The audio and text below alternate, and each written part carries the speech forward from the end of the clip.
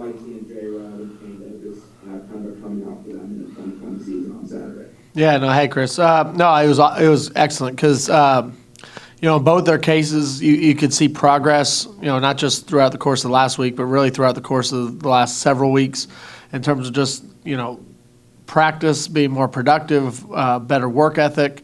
And when you see that happen in practice, you obviously want to reap those rewards on Saturday. And I thought those guys had earned the right to play well with the way they practiced during the week. And I was really excited for them that they were able to go out there and be as productive as they were and impact the game the way that they did. Next will be Irish football from Warchamp. Hey, I was curious how the conversations go with you and Coach Norvell going into a week in terms of when to be aggressive. Is it usually more you and your staff have seen something that you want to bring to his attention, or does he come to you and say, hey, we may need some juice in the kicking game, or kind of how do those conversations go?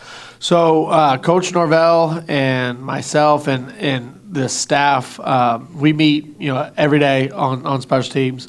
He and I, with my special teams quality control coach, meet on Mondays and kind of go through the game plan.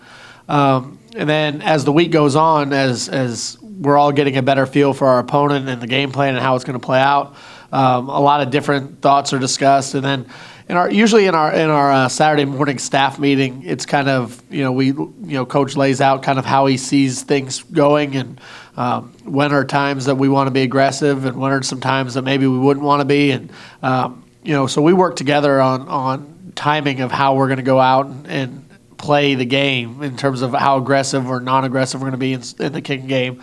But that's always a work in progress through the course of the week. Next will be Harry from Tomahawk Nation. Coach, you said last week that when you're teaching, you can't really just focus on the results. But this week, you've got the results. Sure. So how do you continue in that program? Well, so that's a great question. So, but I think when the key is to go back and point at the things that happened in practice last week that led to playing well on game day. And then being able to make the point like, hey, listen, we were able to get the results that we wanted because of the preparation that went into it.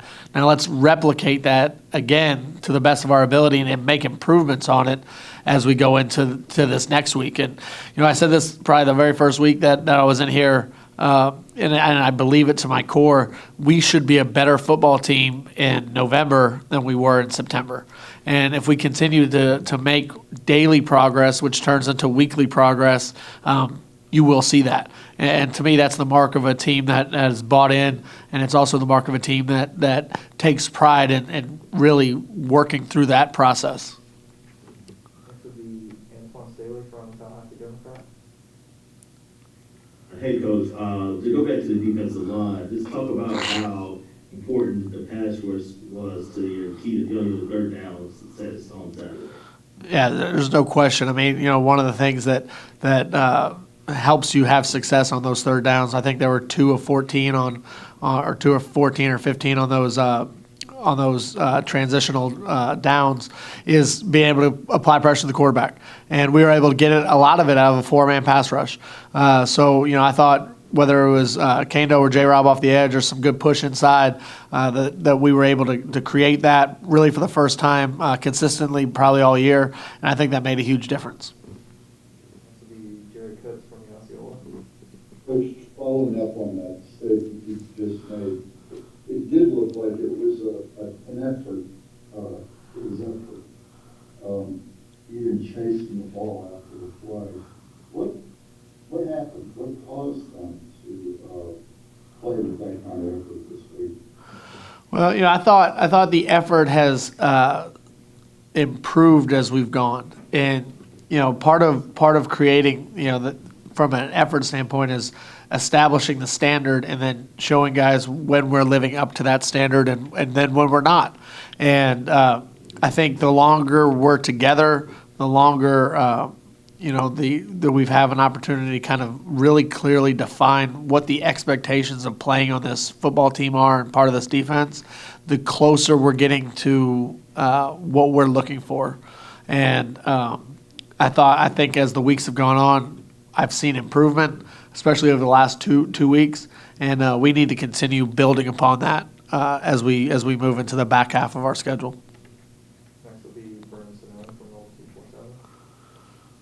Hey, JP, I had a question on both the block punts. On the first one, they mentioned in the TV broadcast that you had seen something in the week that led you to believe you can get pressure. I guess, what did you see? And then on the second one on Marv's, was that schemed up perfectly as well, or was that just a matter of him making a play with sheer effort? No, so great question. So on the first one, we did feel like going into the game that we were going to be able to block one based on what they were doing schematically. We felt like we could eat up their shield and then catch it off the backside, which is exactly kind of how it played out. We forced their shield kind of to be occupied with how we attacked it, and then Ja'Kai did a great job coming off the backside and getting it done. In terms of Marvin's was sheer effort. We asked those guys to play hard when we're in punt safe, that they can be aggressive and they can go attack. And if you have an opportunity to make a play, then obviously go ahead and make it. Be smart in that situation because we want to make sure we're getting the ball back. But Marv's was a great effort play, and that's kind of who he has been on the special teams units when he's been out there. Next will be Gene Williams from Warcamp. Hey, Coach, I want to ask you about a couple of the misses you guys had in the field goal game with Ryan. Was there something technically going on that you guys can fix? And I guess the other question would be, would you guys be reopening that competition this week? To the first point, there was a couple technical things I think that can be fixed. And two, in terms of the competition, in my mind, it's always competition. Every rep that they take, whether it's a live rep in a full team setting or it's a practice rep when they're working on their own, every one of them is charted. Every one of them is calculated at the end of the day and then again at the end of the week. So I'm super aware of who's kind of trending in which direction. And, we compete at every position on our football team. Nobody is a starter for life.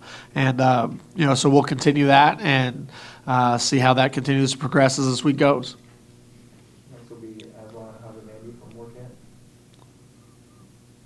Coach, is there like a residual effect that you guys hope to have with the way the special teams playing in terms of the teams you're facing maybe realize that they're going to have to invest more time in their practice working on their special teams, and then that'll kind of knock a leg loose from them on other aspects of their preparation? Well, obviously we can't control how other people prepare for us, but we do want to be known as a team that affects the game and everything we do from a special teams perspectives. And we're going to be a multi-formation, a multi-shift, a very aggressive special teams unit to make people work, to make people respect the idea that, you don't know what you're getting, whether it's in the punt block game or in the punt return game or in our punt game or very multiple formation, our kickoff return game. So we want people to have to work hard to prepare for us. But really the biggest thing is we're looking for ways to give us an advantage in every game and to create some momentum and then also create plays. I thought the way that Saturday night played out couldn't have been better for us, blocking the first punt, setting up that first score, because every time something like that happens, you create buy-in within your football team that what we're preaching in terms of the importance of special teams play is real. It's not just something we keep talking about, but there's actual tangible results that all the players can see and they understand the impact that they can have with our special teams units. We'll go back to Brandon from 247. On Josh's interception, was that, I guess, by design, or is that him reacting just naturally to seeing the running back flare out? A little bit of both. They had run that play a couple times earlier in the game. Each time they got in kind of what I think Josh described in his post-game interview, also, but they were in what we call a 4-by-1 set with a back-off set to a 3-by-1 formation.